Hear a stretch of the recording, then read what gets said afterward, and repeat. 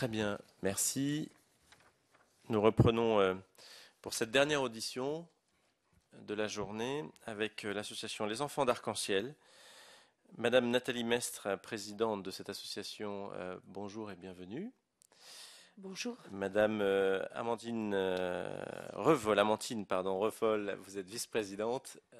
Nous allons vous écouter dans un premier temps pour peut-être une vingtaine de minutes, le temps qu'il est nécessaire, et puis après nous vous posons éventuellement quelques questions. Qui commence? C'est Madame Mestre, je vous en prie. Voilà. Donc, déjà, nous tenions à vous remercier de nous recevoir au nom de toutes les familles et de notre association et sympathisantes. Alors, ce que nous trouvons intéressant dans ce projet de loi, c'est qu'il tend à rétablir l'égalité entre les personnes et que nous désirions, au-delà de ça, attirer votre attention sur ce qu'une loi sur l'égalité doit impliquer réellement en termes de droits et de devoirs dans la vie quotidienne de nos familles, pour une meilleure protection des enfants, puisque c'est pour nous le point essentiel. C'est pourquoi nous nous attacherons à vous présenter un état des lieux de nos familles, à vous expliquer les difficultés rencontrées dans le quotidien de nos enfants et à vous alerter sur les manques de ce projet de loi, du projet de loi actuel, afin peut-être de vous proposer quelques pistes afin que vous puissiez éventuellement faire des amendements si vous les jugez nécessaires. Alors, nos familles sont extrêmement diverses. Aujourd'hui, les familles homoparentales sont constituées de familles recomposées, c'est-à-dire des enfants qui sont issus d'une union hétérosexuelle. Elles sont également composées de familles pluriparentales, c'est-à-dire avec une ou deux mamans et un ou deux papas présents dans la vie de l'enfant. Et enfin, des familles que nous appellerions biparentales, c'est-à-dire le couple, et également des familles monoparentales. Je vais donner la parole à Amandine qui va poursuivre. Oui, donc merci. Je vais effectivement poursuivre sur la question de l'accès à la parentalité pour nos couples de même sexe. On a pris volontairement l'option d'insister sur les témoignages. Je pense qu'il y a la théorie et puis il y a nos vies réelles. Et nous pensons que c'est important de faire remonter ça au niveau des législateurs que vous êtes. Donc d'abord, je vais faire une approche sur le contexte de cet accès à la parentalité. Tous les termes que j'utilise sont des termes issus des témoignages que l'on a reçus nombreux de nos adhérents et sympathisants. Ils nous disent que ces parcours se font de façon complexe et fragilisante. On nous parle de parcours longs, contraignants, épuisants, difficiles psychologiquement comme moralement. Les projets de parentalité font l'objet d'une longue réflexion. Marie précise, par exemple, ces nombreuses interrogations surprennent d'ailleurs mes amis hétérosexuels qui ne se posent pas autant de questions sur la notion de parentalité et de filiation. Et bien sûr que nos enfants n'arrivent jamais par hasard et jamais par erreur. Dans la totalité des témoignages, il ressort une profonde douleur, un profond sentiment d'injustice, une colère aussi parfois de ne pouvoir être entendus et reconnus comme des citoyens à part entière. On retrouve les termes hors la loi, interdit, transgression, illégalité, et tout cela pèse énormément sur les épaules des futurs parents et des parents. On lit aussi dans ces témoignages la peur d'être dénoncé, l'incompréhension, l'appréhension de ne pas réussir, la nécessité de discrétion vis-à-vis du corps médical ou dans le contexte professionnel. Alors on nous dit qu'il faut ruser, il faut trouver des excuses et constituer sa famille de façon cachée. Certains témoignent aussi de cette impression d'être à la merci des réactions du corps médical sans pouvoir protester. Donc c'est dans ce contexte aujourd'hui que les femmes et les hommes homosexuels fondent leur famille. Et s'ils y arrivent néanmoins, c'est que ces hommes et ces femmes sont portés par une véritable motivation, une vraie force, un profond désir d'enfant et la certitude de pouvoir être des parents comme les autres, en capacité d'apporter amour et équilibre à leurs enfants. Donc sur l'aspect ensuite plus technique de l'accès à cette parentalité, on le sait, il y a plusieurs façons d'être parent. L'adoption conjointe étant interdite pour les couples de même sexe, elle s'effectue donc en célibataire. Et aux difficultés habituelles que rencontre un couple hétérosexuel s'ajoute l'homosexualité du requérant, qui s'avère être un véritable obstacle.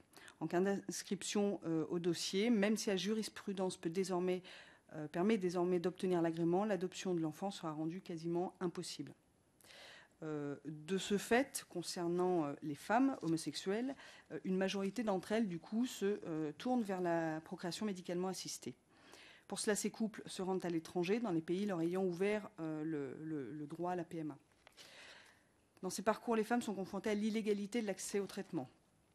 L'acte médical s'effectue à l'étranger, avec une coordination entre les médecins français et étrangers parfois peu efficace, dans la mesure où ils ne partagent pas nécessairement les mêmes protocoles, sans parler même de la question de la langue. Les femmes sont parfois conduites à choisir elles-mêmes leur protocole. Ces parcours sont lourds financièrement, avec des tarifs entre les pays et les hôpitaux et les cliniques qui vont parfois du simple au triple pour un même acte, et lesquels sont majorés en plus évidemment par les frais de transport, de logement. Ce qui entraîne bien entendu une inégalité entre les futures familles qui peuvent se le permettre et les autres. Enfin, la surveillance médicale est rendue très délicate dans un contexte illégal pouvant avoir parfois des conséquences dramatiques. Je vais vous citer un témoignage parce que je trouve que c'est assez parlant. Je vais vous donner le cas de Anne qui nous explique en septembre 2009, j'ai entamé la procédure pour effectuer ma deuxième FIV. La clinique belge m'avait alors recommandé de m'injecter de la gonadotrophine à l'aide d'un stylo à hauteur de 200 unités. En France, ces stylos sont dosés à 187 ou à 225. J'ai demandé à mon gynécologue français quelle dose il me conseillait. Il m'a répondu que ce serait à peu près pareil et que je pouvais faire comme je voulais, qu'il contrôlerait tout ça au fur et à mesure. Pour mettre toutes les chances de mon côté, croyais-je alors, j'ai choisi de m'injecter la dose supérieure plusieurs jours de suite selon le protocole belge. J'ai effectué une échographie, on m'a assuré que mes ovocytes étaient au nombre de 5 sites et que tout était parfait. Mais j'avais pourtant très mal au ventre et j'avais l'impression d'avoir des boules de pétanque qui s'entrechoquaient en bas de mon ventre et j'avais beaucoup de mal à marcher. En septembre 2009, je subissais ma deuxième ponction d'ovocytes sous anesthésie générale. Lorsque je me suis réveillée, les infirmières m'ont annoncé que 20 ovocytes m'avaient été ponctionnés, ce qui est un chiffre absolument considérable. Mais j'étais satisfaite. Évidemment, cette jeune femme n'est pas médecin. A priori, elle était satisfaite. Seulement au moment de me lever, la tête m'a tourné, je me suis évanouie. L'infirmière qui était là m'a allongée par terre, puis remise sur mon lit. Quelque temps plus tard, j'ai essayé de me relever, peine perdue. Je m'évanouissais à chaque fois. Bref, l'équipe médicale a souhaité me garder une nuit à la clinique et j'ai été transférée dans une chambre. J'avais toujours très mal au ventre, j'ai vomi, elle continue comme ça longtemps. Elle termine en nous disant qu'on a dû lui poser une sonde urinaire car ses ovaires étaient tellement hypertrophiés que ma vessie ne pouvait plus fonctionner. J'étais toujours très mal, je tremblais. On m'a donné des calmants. En fait, je faisais une hyperstimulation. Mes ovaires étaient de la taille d'un melon et comprimaient tous mes organes. Je suis passée proche d'une hémorragie interne. Voilà pourquoi les parcours de PMA à l'étranger continuent encore aujourd'hui d'être dangereux et le seront à l'avenir si la PMA n'est pas autorisée en France. Une troisième façon de faire famille passe par la technique de l'insémination artisanale pratiquée hors cadre légal. La grande majorité des couples de femmes choisissent de s'orienter vers le choix d'un donneur bien identifié. Et ce dernier prend alors une place privilégiée car il ne fait pas partie au sens strict de la famille. Il n'en demeure pas moins un ami au statut particulier puisqu'il a permis l'accès à la parentalité du couple. En parallèle, par contre, de ce mode d'insémination artisanale bien maîtrisé avec un donneur connu, nous constatons que de plus en plus de femmes, contraintes pour des raisons essentiellement financières, ont recours à des donneurs trouvés sur Internet sans prendre aucune précaution d'ordre médical, s'exposant ainsi aux maladies sexuellement transmissibles pour elles comme leur futur enfant. Et ça, c'est aussi une deuxième réalité qui porte sur la santé des femmes. Pour des raisons financières, et tant que la PMA ne sera pas autorisée en France, on constatera des femmes qui continueront de chercher des donneurs sur Internet avec les risques que ça engendre. Ça peut bien fonctionner, mais ça n'est pas systématique. Voilà. Ensuite, on va aborder les difficultés dans le quotidien de l'enfant. Alors, la première inquiétude, évidemment, des parents, avant même d'être parents, porte sur le devenir de leur enfant en cas de décès du parent légal ou de séparation du couple. Tous les témoignages rapportent cette angoisse. Séverine, par exemple, dit « Soir après soir, depuis 5 ans, nous nous endormons avec cette épée de Damoclès au-dessus de notre tête. Imaginez nos craintes, nos angoisses, nos peurs. Cette situation n'est pas tenable. » Dans le cadre d'un couple hétérosexuel, la loi, vous le savez, protège les enfants non seulement en cas de décès d'un de leurs parents, mais aussi en cas de conflit. Dans le cadre d'une famille homoparentale, les enfants peuvent tout simplement être séparés non seulement de leurs parents, mais aussi de toute la fratrie. Par ailleurs, en cas de décès du parent non légal, l'enfant n'héritera pas de celui-ci, pas plus que ce parent non légal ne pourra de son vivant lui faire bénéficier de dons autres qu'un don à un tiers.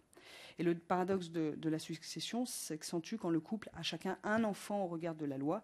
Dans ce cas, les enfants qui se considèrent et qui sont frères et sœurs n'hériteront pas de manière équitable.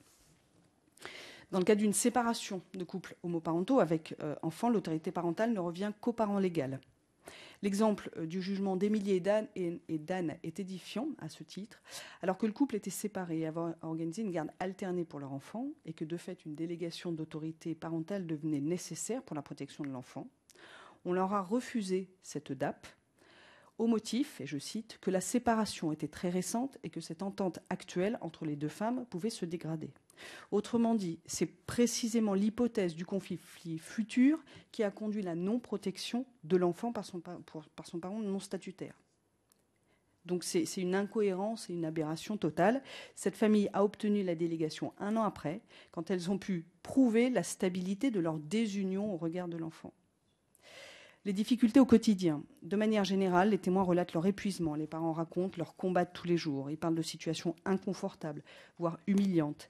Séverine dit que la situation est fatigante, usante, injuste pour elle en tant que parent et fragilisante pour leurs enfants. Hélène exprime sa lassitude de devoir toujours demander la compréhension des professionnels qui côtoient sa famille. À l'école, pas mieux, j'ai envie de dire, les enfants issus de familles homoparentales subissent ou craignent l'homophobie ou la transphobie. Certains n'osent pas parler de leur famille. Ceux qui osent le faire sont confrontés parfois à des réflexions négatives, voire des insultes. L'enseignant peut bien sûr réagir aux insultes directes, mais il ne peut s'appuyer sur aucun texte de loi. Seule une loi égalitaire pourrait mettre un terme à ces discriminations et marquer en droit que tous les enfants sont égaux. La non-reconnaissance d'un point de vue législatif de ces familles, malgré leur existence, entraîne d'autres discriminations. À titre d'exemple, on peut citer le problème du vote et de la représentation au sein des parents d'élèves, par exemple. Voilà. Et puis encore une autre difficulté qui n'est pas des moindres, qui concerne le milieu hospitalier et médical. Théoriquement, donc, selon le Code du travail, tout salarié peut bénéficier de jours d'absence non rémunérés pour enfants malades dont il a la charge, mais certaines entreprises accordent ces congés avec rémunération. Cependant, les conditions d'obtention de ces congés sont différentes suivant les conventions collectives. Et par ailleurs, à l'hôpital, en cas d'accident, tout comme chez le médecin, le parent non statutaire ne peut en aucun cas être décisionnaire pour le bien-être de son enfant. Cette situation peut avoir des conséquences dramatiques en cas d'absence du parent légal. Là aussi, je voudrais vous citer un témoignage. Il s'agit de Virginie, cette fois-ci, qui nous dit le cadre donc, elle venait d'accoucher, cette jeune femme, et le cadre du service néonatalité de l'hôpital a interdit ma compagne d'entrer voir mon fils qui venait de naître en prétextant qu'elle n'était pas la mère. Étant trop faible, je ne pouvais pas encore marcher. Je suis donc allée en fauteuil roulant, m'énerver auprès du cadre de service qui ne voulait rien entendre. Nous avons dû faire valoir nos droits auprès d'un médecin plus haut placé et rappeler que sur l'écriteau, il était indiqué « autorisé aux parents » et non pas « autorisé à papa et à maman ». Et cette même personne témoigne un peu plus loin. Notre fils est autiste, il a besoin d'un accompagnement très spécifique, visite chez les médecins, prise en charge auprès de psychomotriciens, neuropédiatres. Là aussi, il a fallu se battre pour que Marie soit acceptée en tant que maman. Je ne vous parlerai que du dernier incident, car il serait trop long de tous les énumérer. La secrétaire en génie génétique a interdit à Marie de suivre Elliot en consultation. Cette humiliation a été la goutte de trop. Voilà, on en reçoit énormément. Des difficultés lors des démarches administratives. Les parents sont nombreux à témoigner de leur épuisement, à toujours devoir expliquer, prouver, justifier. Ils multiplient les autorisations à rédiger par le parent légal. Les formulaires ne sont pas adaptés.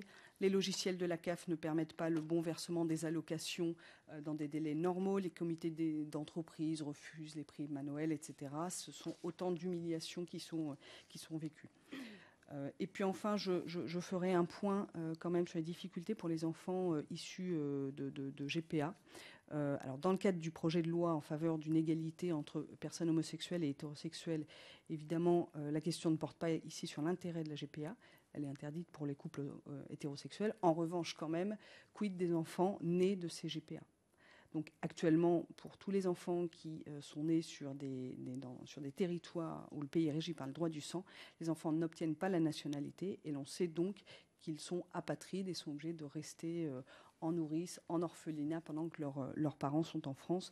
Là, il se joue de véritables drames et il serait aussi fondamental de tenir compte de ces difficultés-là. Voilà, et je vais passer la parole à mon amie Nathalie. Madame Mess, je vous en prie. Oui, donc en fait, au vu des témoignages que vous avez pu entendre, il nous semble quand même assez évident qu'il faut une meilleure protection pour les enfants. La problématique que pose le projet de loi actuel, c'est qu'il ne propose qu'une filiation adoptive dans le cadre du mariage. Or, si la loi reste en l'état, nous savons déjà que des difficultés se poseront, notamment dans les premières années de la vie de l'enfant, puisque les procédures d'adoption sont quand même longues. Et on voudrait rappeler que le système de filiation actuel est une construction juridique. Enfin, je pense que évidemment, vous le savez tous, et qui a évolué tout au long de l'histoire et qu'elle s'est adaptée à notre société dans l'intérêt des personnes et surtout des enfants. Alors pour les enfants qui sont nés ou qui sont à naître de procréation médicalement assistée, nous insistons sur le fait que le Code civil actuel s'est déjà délié la filiation du biologique et du statut matrimonial, notamment des parents. En cas de don de gamètes, aucun des parents hétérosexuels n'a besoin de recourir à une adoption, que ce soit un don d'ovocytes ou un don de sperme. On ne demande pas aux parents d'adopter son enfant. La filiation, elle s'établit soit par l'effet de la loi, soit par reconnaissance volontaire. Ce qui permet en fait de protéger les enfants dès leur naissance. Pour nous, dans le cadre de la loi actuelle, on va demander aux parents déjà de se marier, ensuite d'adopter leurs enfants, et les familles vont se retrouver dans une situation où ils vont, en attendant ce fameux jugement d'adoption, devoir espérer que la vie ne leur réserve pas de mauvaises surprises, qu'il n'y ait pas de décès du parent légal, qu'il n'y ait pas de séparation. On peut aussi également espérer que les procédures d'adoption aboutiront, puisqu'on le voit dans le cadre des délégations d'autorité parentale aujourd'hui qui dépendent du juge, elles ne sont pas forcément toutes attribuées. Nous, on s'interroge aussi si ces adoptions vont toutes aboutir et s'il n'y aura pas les mêmes différences qu'il y a avec les délégations et qu'il y ait des disparités sur le territoire. Au-delà même de la question du mariage, puisqu'on sait aujourd'hui que tous les enfants, quel que soit le statut de leurs parents, mariés ou non mariés, ils sont également protégés, en tout cas en termes de filiation.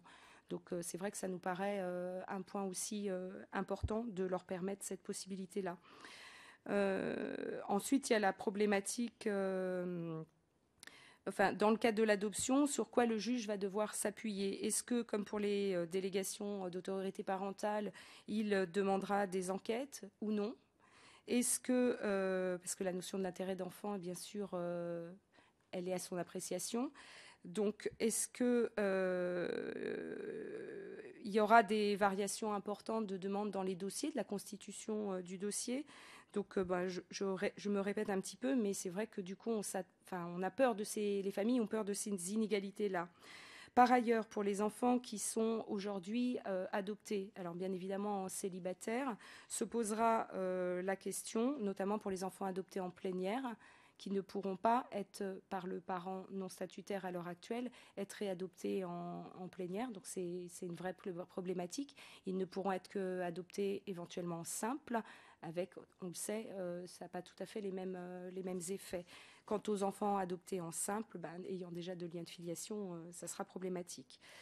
Alors, ça, c'est les situations des familles qui sont dans le cadre, je dirais, égalitaire, c'est-à-dire dans le cadre du couple biparental avec la problématique de l'accès à la PMA.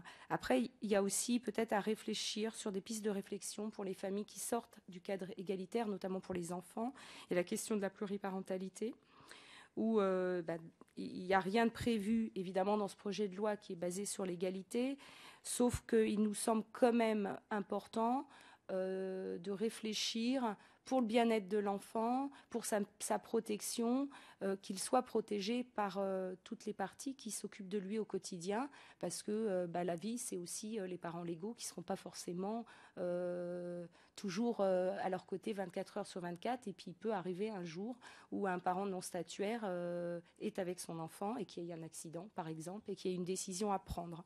Donc Voilà, peut-être qu'il y a des statuts particuliers éventuellement à créer. Amandine a parlé tout à l'heure des enfants qui sont nés de gestation pour autrui. Bien évidemment, on pense qu'il y a un minima, peut-être des circulaires ou des décrets à faire pour que ces enfants-là ne soient pas apatrides, tout simplement dans leur protection, pour leur protection.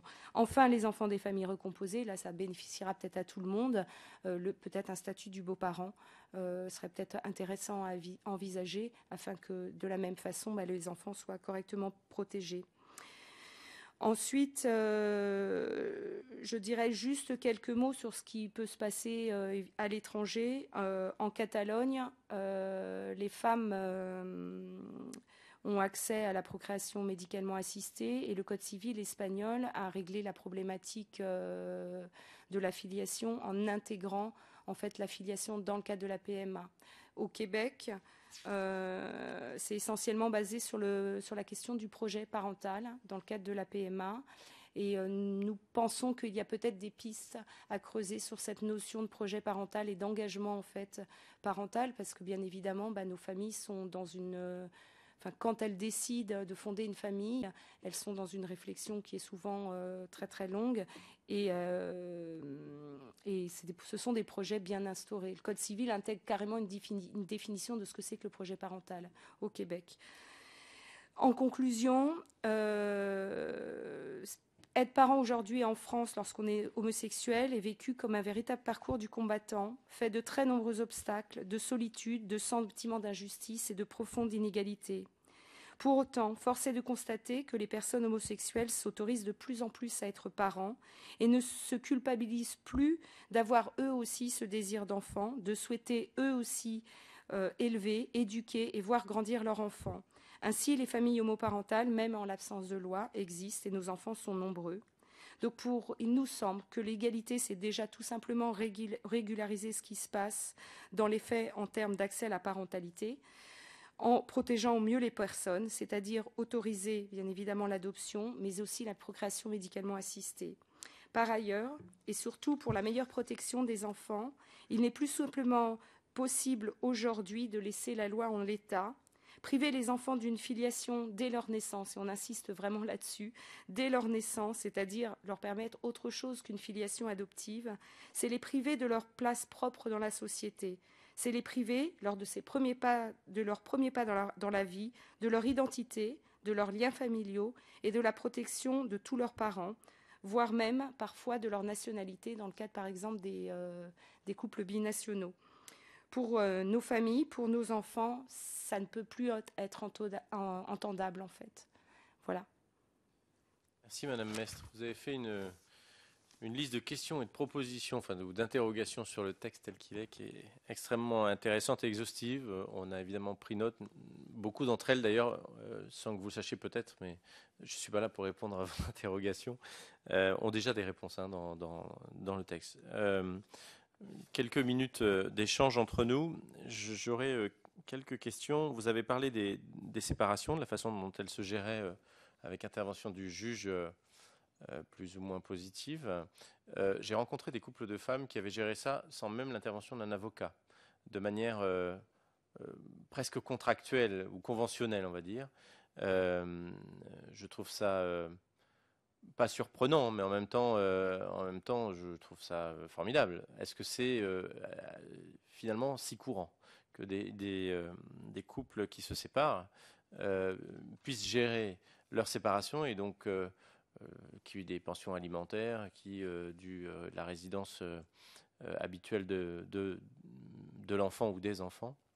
Est-ce que cela existe vraiment de manière importante? Moi, j'ai rencontré 2 couples dans cette situation-là. Autre question concernant la PMA. Vous avez le témoignage dont vous avez fait part concerne une FIV, fécondation in vitro. J'aurais voulu savoir si elles sont si nombreuses dans les cas de PMA, pour quelles raisons? Parce qu'effectivement, elles nécessitent un accompagnement médical évidemment beaucoup plus lourd que les IAD, les inséminations avec donneur. Et toujours sur ce thème-là, la coordination entre on comprend bien dans ce que vous avez dit qu'il y a nécessité, peut-être même pour l'IAD, d'une coordination ou d'un suivi en tout cas avec les médecins en Espagne ou en Belgique et le médecin de famille ou le gynécologue de famille. Est-ce que dans les démarches de PMA, cette coordination est nécessaire systématiquement et comment cela se passe-t-il concrètement? Vous avez un peu effleuré le sujet, si vous pouviez être plus précise. Enfin, le témoignage que vous apportez sur cette situation à l'hôpital où la deuxième mère ne pouvait pas avoir accès au bébé est évidemment touchante. J'imagine que il y avait de la part du personnel un manque de discernement ou en tout cas une volonté d'appliquer un règlement ou la froideur d'un règlement. Néanmoins, le mariage des couples de même sexe s'annonce depuis quelques mois maintenant. Et les familles homoparentales prennent le devant de la scène ces dernières semaines, ces derniers mois. Une question un peu naïve peut-être de ma part, mais est-ce que tout de même le débat que nous menons, que nous avons mené pendant la campagne présidentielle, que nous continuons à mener quotidiennement depuis le mois de septembre, est-ce que ce débat ne fait pas quand même avancer les choses concrètement aujourd'hui dans le quotidien de ces familles homoparentales, je veux dire sur la reconnaissance de la société? Corinne Narassiguin, je vous en prie. Merci, monsieur le rapporteur. Merci beaucoup pour vos questions et vos témoignages. Comme nous le disait monsieur le rapporteur, vous avez donné un témoignage très frappant sur les questions de problèmes de santé qui se posent, mais par rapport spécifiquement à une fécondation in vitro. Je pense que pour la plupart des gens, la PMA, c'est d'abord et avant tout l'insémination artificielle avec donneur. En tout cas, chez les couples hétérosexuels, c'est quand même ce qui se pratique de manière plus fréquente, et j'imagine. Mais vous répondrez aussi à la question du rapporteur sur ce que c'est aussi ce qui est le plus fréquent chez les couples de lesbiennes. Peut-être est-ce que vous pourriez revenir déjà aussi sur les difficultés, parce que là aussi, ça demande un suivi médical a priori et a posteriori. Les difficultés médicales, donc plus généralement dans le cadre des PMA et en particulier de l'insémination artificielle avec donneur, parce qu'on parle un petit peu rapidement des bébés Thalys comme si c'était fait facilement. Et donc vous avez parlé d'un parcours du combattant. Je pense que c'est peut-être important de vous donner l'opportunité de nous expliquer en quoi ça peut être un parcours difficile.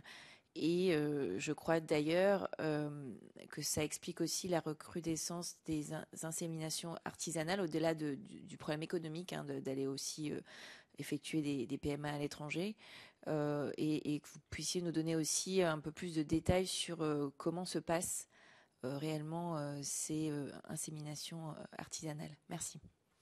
Merci ma chère collègue. Qui souhaite répondre? Madame Revol, Madame Mess, Madame Revol. Je veux bien commencer. Concernant la question des séparations,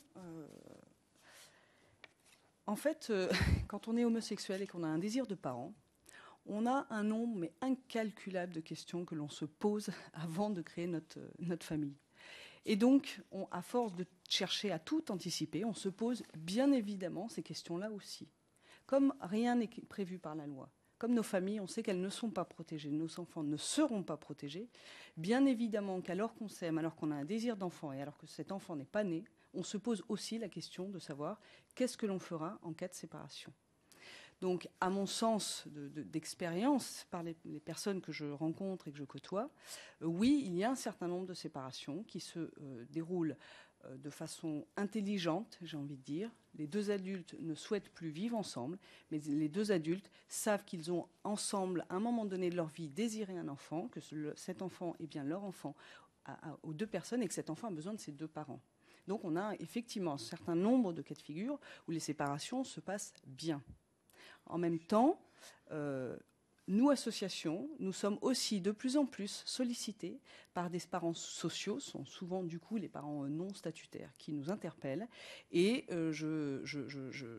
j'avoue qu'il y a encore peu de temps, on a reçu 3-4 mails en peu de temps là, de plusieurs personnes qui nous demandaient au secours, qui ne savaient plus quoi faire et qui ne pouvaient plus voir leur enfant. Donc si vous voulez, il y a les deux. Je ne saurais pas faire de statistiques, mais oui, on est obligé d'anticiper ça. Et donc, c'est ce qui explique que du coup, il y a des situations où il n'y a même pas besoin d'avocat, mais les homos ne sont pas plus intelligents que les hétérosexuels, et qu'une séparation, elle peut aussi mal se passer, et que c'est bien pour ça qu'il y a besoin, à un moment donné, de pouvoir compter sur un juge qui va se positionner toujours dans l'intérêt de l'enfant, parce que c'est bien ce sur quoi nous, on souhaite travailler. Voilà, à mon sens, pour cette question-là. Sur la question de la PMA, la question des risques que ça engendre pour les femmes, et est-ce que les FIV sont nombreuses ou pas.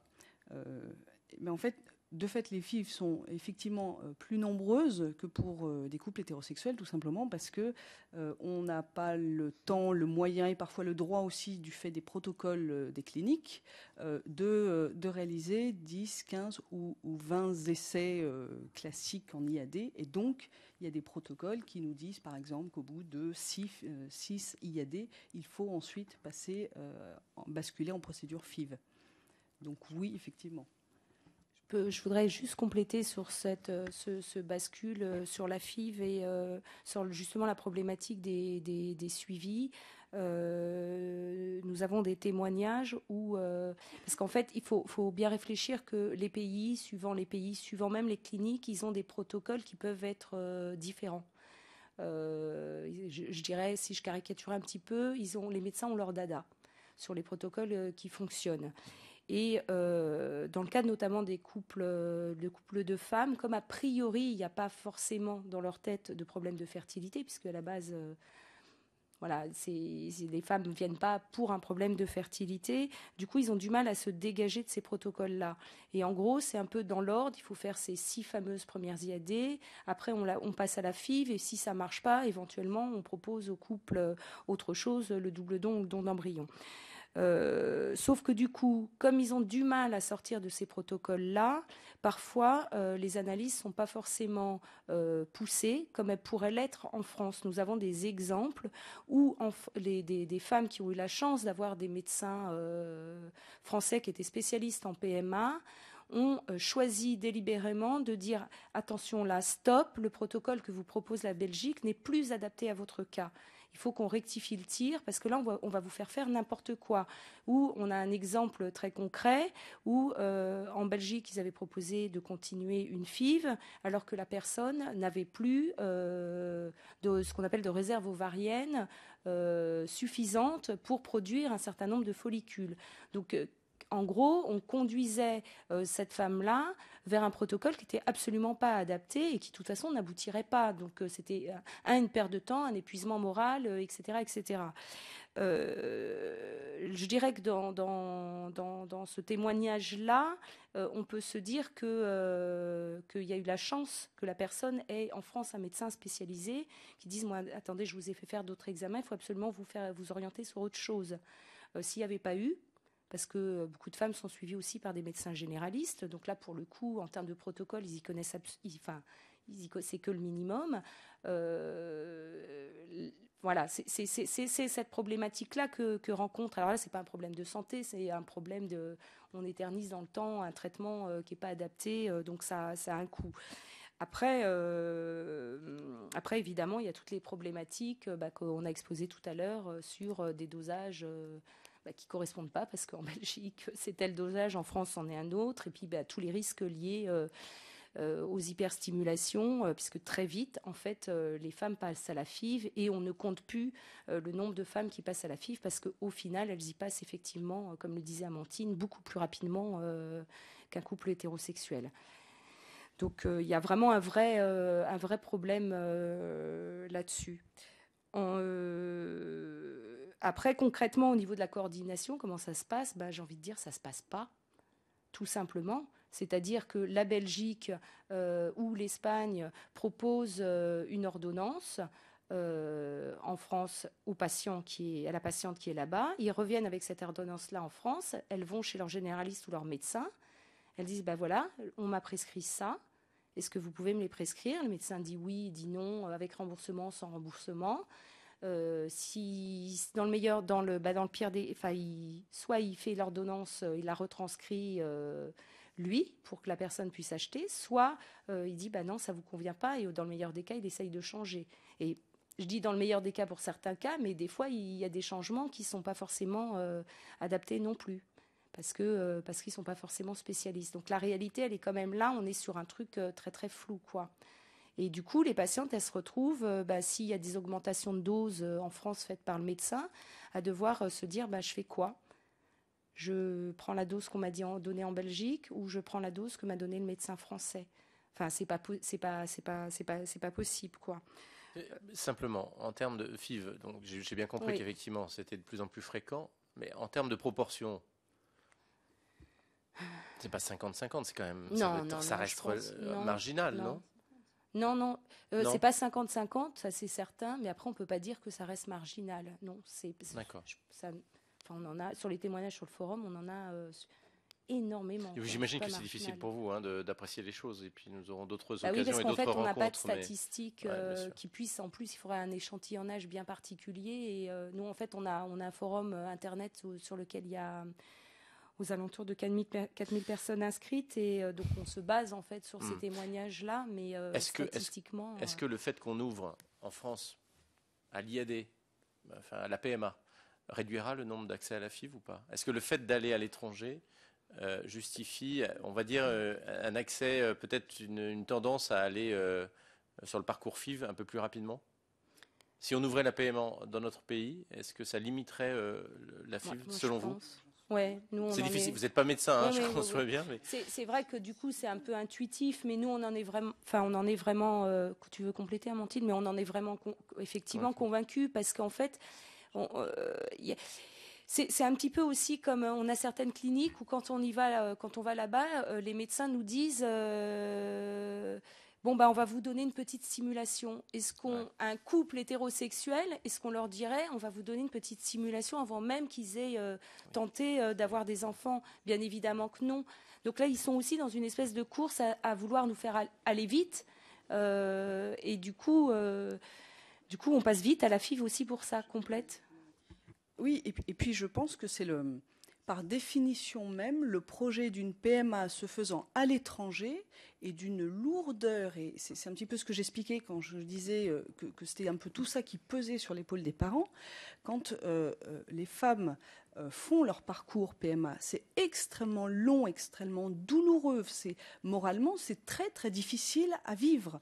Et donc évidemment que nous ne sommes pas des machines, et évidemment que quand on fait une IAD, deux IAD, trois IAD, ça ne marche très souvent pas, ça met du temps. C'est le fait même de devoir tout faire tout le temps de façon cachée, vraiment de vivre avec ce sentiment hors la loi. C'est évident que si la PMA était autorisée en France, moi j'ai vraiment la profonde conviction que le nombre de FIV se réduirait. Quand il faut... un exemple, quand on souhaite concrètement un enfant, on commence à se renseigner, comme on peut pour trouver des informations. On prend contact avec l'aide clinique. Il faut du temps, il faut des dossiers, il faut des courriers, il faut une lettre, quasiment un CV. Enfin, il faut faire preuve qu'on va être un bon parent. On reçoit un premier rendez-vous. On a des examens médicaux, ça, normal. On est reçu par des psychologues qui vont évaluer si oui ou non on va être de bons parents. On a raison, on peut être parent ou pas. Donc rien que ça, c'est vécu plus ou moins difficilement. C'est pas vrai dans toutes les cliniques, mais il y a un certain nombre de cliniques où ça se fait. On revient à nouveau plus tard avec notre batterie d'examens que l'on a réalisés. Tu parlais tout à l'heure de prescriptions. Effectivement, concrètement, on revient d'Espagne ou de Belgique avec nos prescriptions. La langue n'est même pas la même. Quand il faut le traduire, il y a ne serait-ce qu'un problème de traduction. On se retrouve en face d'un généraliste qui comprend à peine ce qu'il essaye de retrouver sur le Vidal, les molécules. Donc, enfin, on se retrouve dans des situations absolument ahurissantes qui parfois nous rappellent un petit peu ce que certaines femmes ont dû vivre à l'époque où l'IVG était interdit en France. Quand il faut ensuite faire nos examens à J+2, +3, +4, etc., qu'il faut téléphoner en plein milieu de l'après-midi, évidemment, on a tous a priori un emploi, ou pour un bon nombre d'entre nous, qu'il faut quitter une réunion, notre emploi, téléphoner discrètement dans les toilettes, dans une salle de réunion pour donner nos examens à la Belgique ou à l'Espagne, qu'en fonction de ça, on nous dit, bon, d'accord, vous êtes là demain matin, 9h. Je veux dire, ce sont des situations, il est évident que ça n'est pas serein. il est évident que ça n'est pas serein. Il est évident que si la PMA existait en France, on le ferait de façon mais tellement plus sereine. Je pense aussi que c'est pour ça que des femmes se dirigent vers ce dont vous parliez tout à l'heure, l'insémination artisanale. Parce que la PMA à l'étranger aujourd'hui est un véritable parcours du combattant. J'ai une dernière question, si ma collègue n'en a pas. Vous avez fait allusion au fait qu'on vous demandait, peut-être en Belgique, je ne sais pas dans quel pays, vous ne l'avez pas précisé, un CV, un projet parental, etc. Pour vous, comment vous jugez ça? Vous l'avez jugé là de manière un peu négative, mais dans une accumulation d'embûches, on va dire. C'est pas je vous dis très clairement, c'est pas le discours qu'on a jusqu'à présent. C'est-à-dire qu'on a de la part d'autres associations ou même de femmes qui sont concernées plutôt l'idée qu'il n'est pas anormal qu'on nous demande un minimum. Alors c'est pas quantifiable et puis ça ne dépend pas pour le coup du législateur forcément, mais qu'on nous demande l'expression d'un projet parental. Quelle est votre position là-dessus? Et puis je vous demanderai du coup de conclure par ces mots. Je vais répondre de façon courte. Nous interroger sur la parentalité, par ailleurs, je trouve ça passionnant et je trouve qu'il faudrait qu'on soit beaucoup plus nombreux à s'interroger sur la parentalité, du coup, personnes homosexuelles ou hétérosexuelles. Donc, je ne le vis pas forcément négativement, mais quand il n'y a que les personnes homosexuelles qui y sont confrontées, ça interpelle. Par rapport aux entretiens avec les psys, ce qu'il faut savoir, c'est que ça dépend des hôpitaux, en fait. C'est-à-dire qu'il y a des hôpitaux qui ont abandonné, en fait. Voilà, en Belgique, il y a des hôpitaux qui ont abandonné justement ce passage devant un psy parce qu'en fait, ils se sont aperçus que les projets parentaux des familles homoparentales, elles étaient extrêmement construites. Donc en fin de compte, ça servait à rien. En revanche, même en Belgique, il y a encore des hôpitaux où ça existe encore. Et suivant comment ça se passe, c'est plus ou moins violent. Ce qu'il faut savoir, c'est que la Belgique, ils en ont... les Françaises, les pays limitrophes où il n'y a pas de PMA autorisé, il y a le Portugal aussi, il y a des listes d'attente interminables. À l'heure actuelle, pour faire une PMA en Belgique, c'est des délais d'attente qui s'augmentent d'année en année. Sur certains hôpitaux, ça peut être 1 an, parce qu'en fait, les Français, les Portugaises encombrent, parce que c'est comme ça qu'on nous le dit aussi là-bas, on encombre les hôpitaux belges. Et du coup, les familles dans certains hôpitaux ne sont plus reçues correctement. Et ceux où il y a encore des entretiens psy, ça peut parfois du coup être extrêmement violent parce que voilà, on est dans un contexte un petit peu différent. Merci Madame Mers, merci Madame Revol pour votre information et celle de nos collègues. Nous rendrons en Belgique une délégation de la Commission des lois assez nombreuse, à vrai dire, à Bruxelles, pour visiter notamment un hôpital et rencontrer des parlementaires sur place. Et nous allons aussi dans les auditions, dans 2 semaines je crois, rencontrer la société médicale de reproduction, des médecins bien français qui pratiquent la PMA pour approfondir cette question-là plus précisément. Merci à vous deux d'avoir répondu à cette invitation du rapporteur pour ce texte. Merci à vous.